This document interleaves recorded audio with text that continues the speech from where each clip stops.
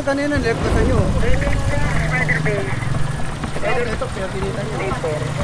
Taga City Hall din kayo ng Quezon City? Oo, sir. Huwag kayo magsalita ng pinag-iinitan. Kasi sir, kanina ang dami motor dyan, left na sa mga kasama nyo. Oy, paliwanag ko sa yung parte ko ha. Galing ako doon, papunta ako dito. Oo, sir, alam Makita ko, malinis na. Ha? Kaya nung makita ko doon ako, kinuhuli ko ito. Kasi nga sir, may katangaw eh. Ano lang mo talaga tinapos. Wala pa rin kayong lisensya ha. Pakisuyo, towing truck. Ba't gano'n? Nanter naman yun. Lagpasan yung mga motor kanina. Purong pagmamahal. Mga puro, clear na po yung area dito sa JP Rizal.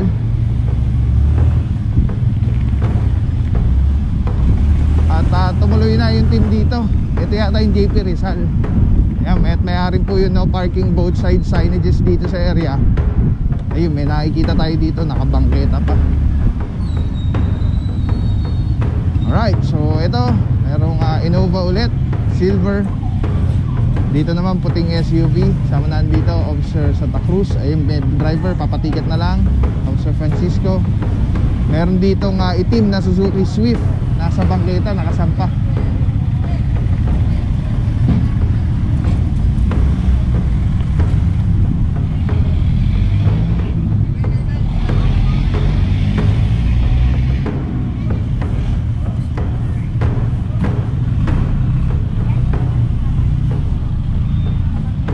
Ito mga puro, hanggang di pa napupuntahan tanggalin na. At mukhang may parking space naman sila. Tapos dito naman, ito harang na po talaga sa bangketa. Ano to? Jack sakit. Ngayon ko lang na ano to, ako nakakita na ito. Alright, kasama na dito mga puro, Officer Staraya.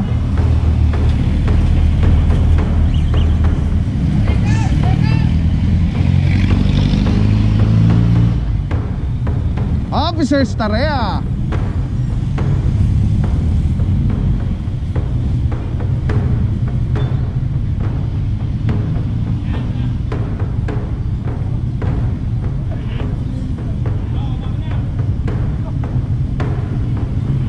Puro may driver na sumilip. Di lang natin alam kung yun yung may-ari nitong sasakyan, yung taga dito siya. Pero may oras naman po kasi yan. Mga puro, sabi natin kanina, hanggang di pa napopost yan, tanggalin na. Kaya lang, naabutan na ng team. Ayan, titikita na lang po yan, may driver naman. And then after tikitan, kailangan niya alisin po dyan yan. Inabot na po kasi yung bangketa. Dito naman Officer Francisco, ayun, tinitikita na gamit yung ticketing, electric ticketing device. Dahil si tatay, yung driver, ay nandyan naman. Oo nga, JP Rizal nga. JP Rizal.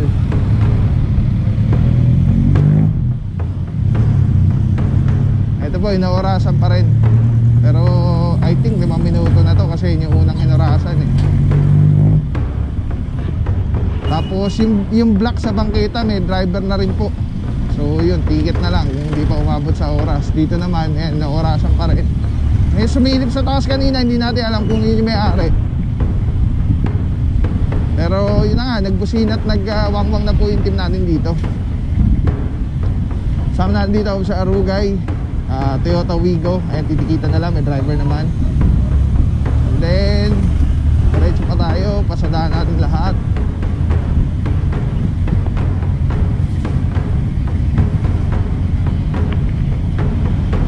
Ito may driver, di natin alam kung natikita na or pinalis na lang dahil may driver naman. And then ito pong isa, Mitsubishi Mirage.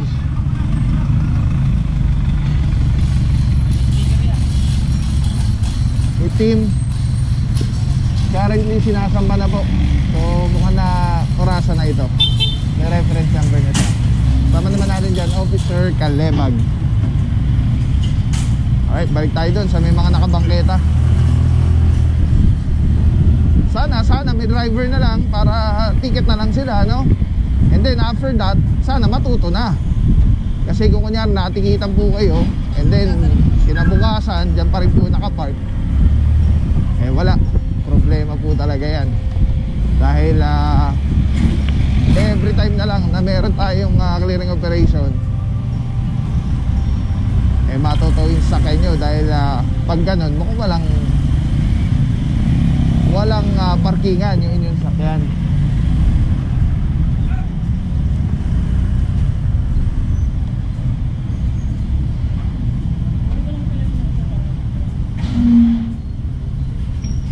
Alright mga puro, yan. Hindi pa naman umabot na 5 minuto. May lumabas sa driver.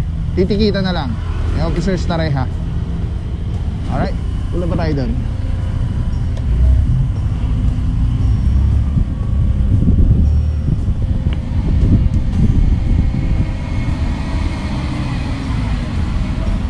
Si tatay tinitikita na. Samantala sasakyan ng doktor, naka MD plate. Ito sinasampa na po.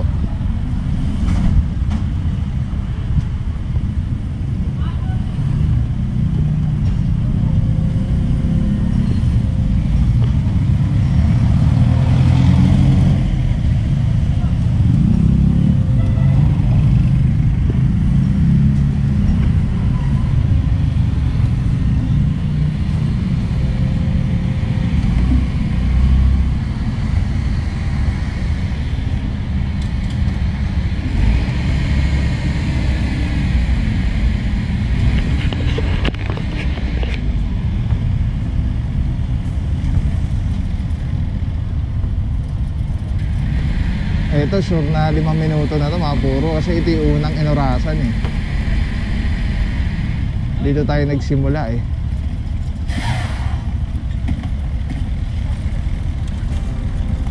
The Ford EcoSport. Ay mga puro, dito kasama natin ang Officer Batilio, Officer Maceda and Molino.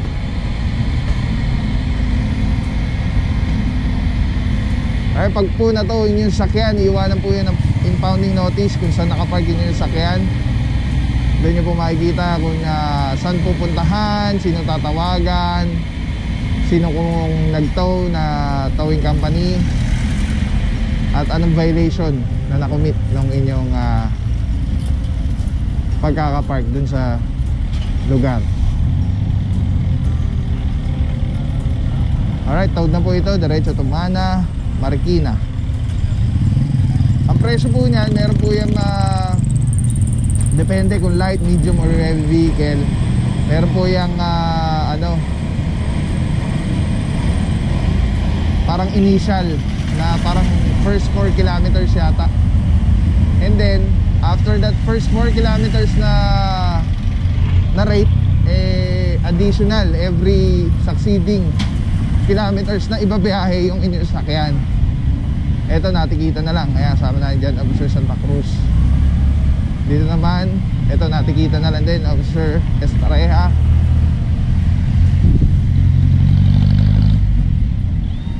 Dito Officer Francisco. Tingnan natin kung ano nangyayari dito.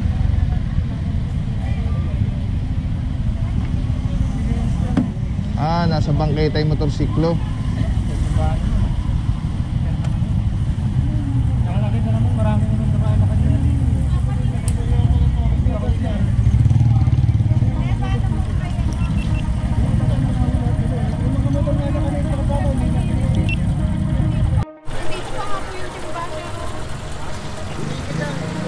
Pakisuyo ako isang towel truck dito, pabalikin nyo dito.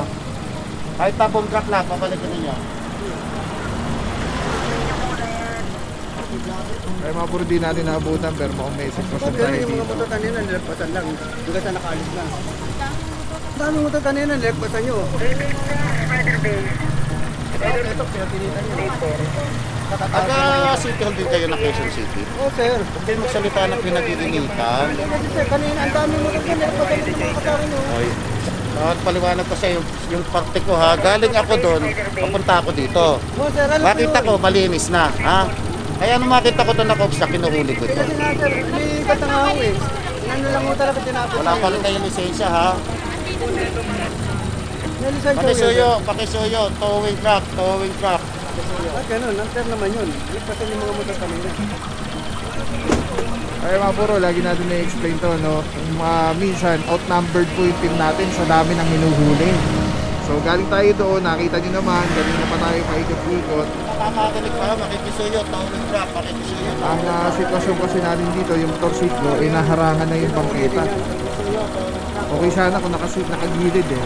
Kaya lang, nagitna po kasi sa daanan. Kaya ito, naabutan niya sa Francisco. Dito kasi yun nakapark, may ginisan Sabi lang ko, kayo huwag mo doon sa kalsada lilinisin.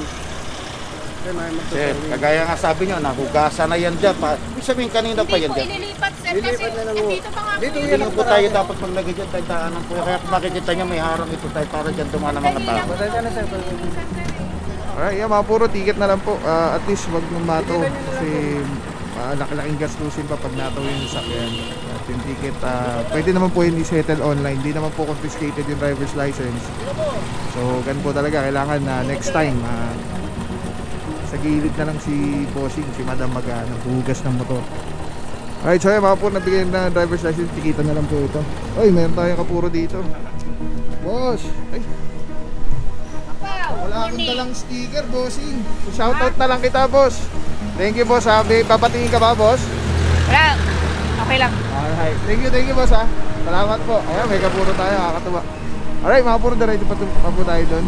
Ito, dikita na po ito.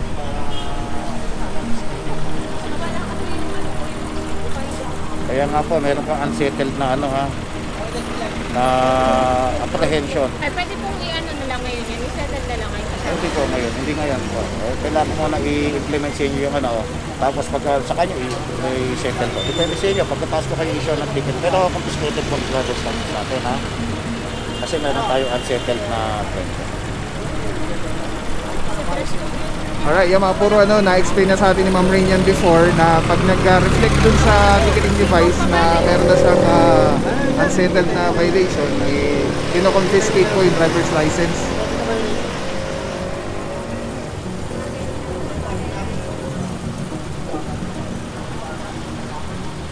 Kaya mamaya mga puro, tanong natin si Officer Francisco with regards dun sa proseso pagka ganyang merong nag-reflect na mga unsettled violations.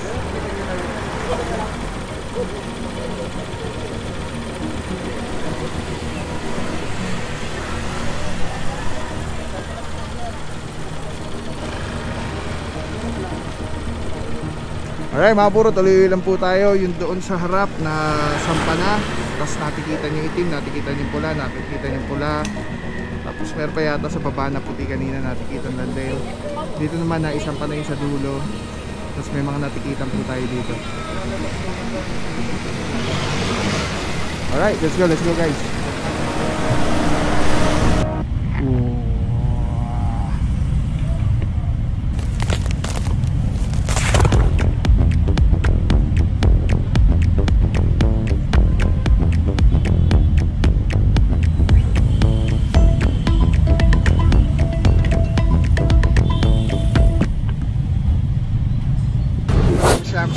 Walang papapaw. So thank you so much sa walang sawang support, tiwala. Wala akong masabi kundi thank you so much. Thank you sa Panginoon at ingat kayo palagi. Again, kung wala akong nagpapapaw. So thank you so much. God bless you. Purong pagmamahal. Thank you so much. God bless.